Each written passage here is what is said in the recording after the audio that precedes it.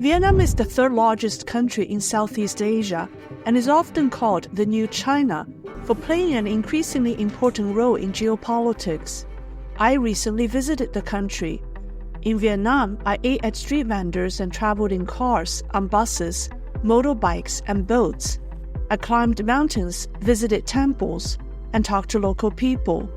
I discovered that Vietnam is quite different from China despite many similarities. Here's my insight into the challenges and potentials of this socialist Southeastern Asian country. Hi, welcome to Lei's Real Talk. I'm Lei. I'm in the garden of the Vietnam Museum of Ethnology. This is my first time visiting Vietnam. I want to tell you about my trip and the third largest country in Southeast Asia. Like China, Vietnam is a socialist country. People here say the Vietnamese Communist Party is the little brother of the Chinese Communist Party. Vietnam shares the many problems that China has: one-party rule, government corruption, wealth disparity, high real estate prices. Speaking of real estate, the average price of a two-bedroom apartment in Hanoi is about $100,000 US. It's 20 times the average annual income. People here make about $400 to $500 a month. Young people in Hanoi and Saigon are not able to afford a home without the help of their parents. And this is very similar to China. And the reason is also similar to that of China. The land concession that real estate developers pay is an important source of revenue for government, which has driven prices going up. Another similarity is that one cannot openly criticize the VCP and its government. People told me that if they do, the police will likely visit them, they will be fined or even thrown into prison, depending on the situation. I was shocked to find out that BBC, Radio Free Asia, Voice of America, and Amnesty International are banned in Vietnam as they are branded as pro-human rights entities. With a one-party rule and power being centralized in the hands of a few government officials, corruption is unavoidable. And those who are well connected to government officials seem to get rich faster than the average people. One example is the much-needed subway system in Hanoi. People say it's been delayed over and over due to corruption. But Vietnam is also quite different from China, and I call these differences Vietnam's advantages over China. The first is that without having gone through a cultural revolution, traditional culture is better preserved in Vietnam.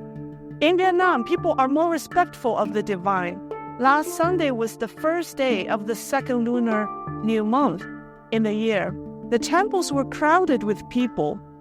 On the first day of each lunar month, Vietnamese people visit the temples to pay tribute to Buddha. I don't think paying tribute to the divine is part of mainland Chinese rituals. And top Vietnamese leaders and their spouses attend religious ceremonies publicly. In China, however, you never see top CCP leaders visit the temples and pay tribute to the divine. Instead, they pay tribute to their dead Chairman Mao. I also observed that Vietnamese people are genuinely happier than the Chinese. They're nice toward each other. When I was on a 2-hour boat ride in Ninh Binh, people were singing, laughing on the boats. And the people on the boat next to us handed over snacks to us. If they weren't genuinely happy, relaxed, and care about each other, they wouldn't have this kind of natural interactions. But I can't say the same thing about the mainland Chinese. Somehow the basic trust among people has been destroyed after many bloody persecutions of its own people by the CCP, like the Tiananmen Square massacre, and the persecution of the Falun Gong, which is still ongoing now. Another major difference, which I think is very important, is that the Vietnamese have access to the internet without much censorship. This probably explains why they seem more relaxed, confident, and genuine, because they're subject to less brainwashing. YouTube, Google, Facebook, Twitter, or X, and other social media platforms which are blocked in China are all accessible in Vietnam. These platforms may collaborate with the Vietnamese government from time to time to remove contents that are friendly to the government. But over 95 or even 98% of the content on internet is accessible here. I think Vietnam has a lot of potential if its government pays attention to education and infrastructure. I was told that the quality of education in schools has declined over the years, and infrastructure, particularly public transportation, is seriously needed in large cities. Hanoi has 12 to 13 million population, with 7 million motorbikes and 1 million cars already. Without a robust public transportation system, the city won't be able to support the growth it wants to have. The VCP should genuinely embrace political reforms if it wants to see real economic growth. The outside investors should learn from the mistakes they made 20 years ago in the early days of China's economic reforms and encourage meaningful transformations in Vietnam, including political reforms.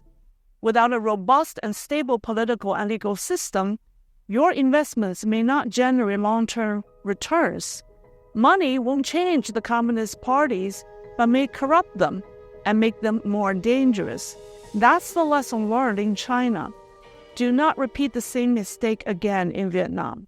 If you ask me what the most memorable part of my trip is, I would say definitely riding on a motorbike during rush hour on the main streets of Hanoi at 40 miles an hour with all cars and motorbikes coming at me in all directions.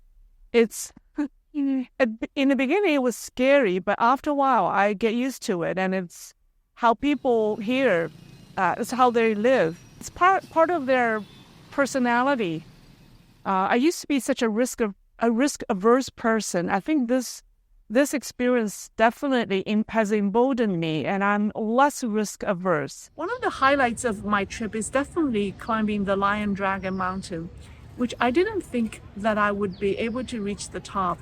The mountain wasn't very high, but it was steep. The steps, there were no handrails, and the steps were like a foot apart. And I wasn't in my best physical condition, but I did it. So, this is top of the mountain, the Lion Dragon, and the view is spectacular. You want me to show the view? This is the view from the very top of the Lion Dragon Mountain. Here we go.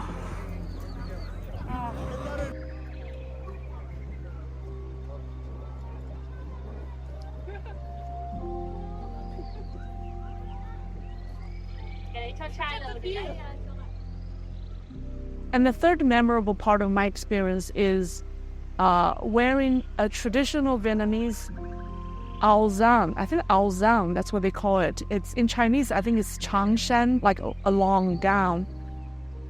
And I wore it to visit a temple.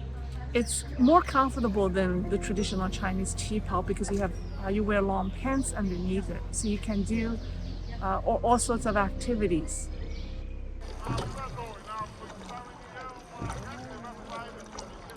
The most relaxing part of my trip is visiting the Chang'an Scenic Area. It's a World Heritage Site. I took a 2-hour boat ride along the river. Hi, I'm Lei.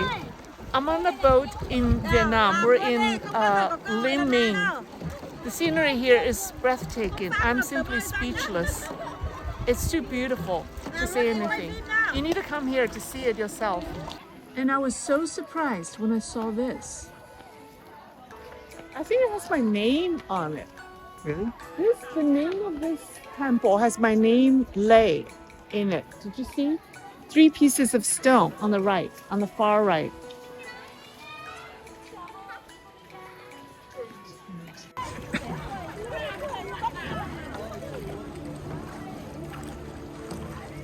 We're about to enter another cave.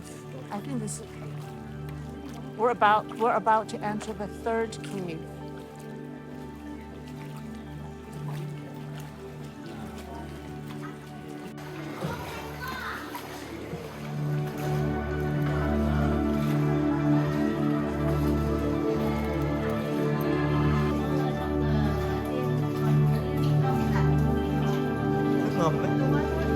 Wow, water.